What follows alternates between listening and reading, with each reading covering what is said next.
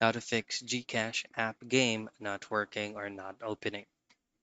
Now, this specific issue or error that is currently happening on your end usually happens if your connection is intermittent or if you're using mobile data, your connection is weak. So all you have to do at first is make sure that you're doing or you have at least a maximum amount of signal bars so that it will be stable.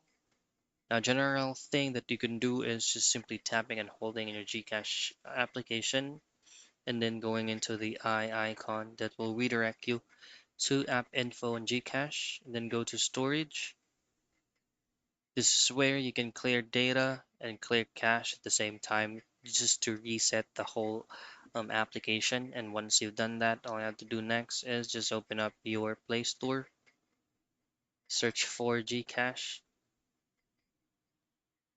In here, this is where you can double check if you're currently running a latest version of the application so you will not encounter any bugs and glitches.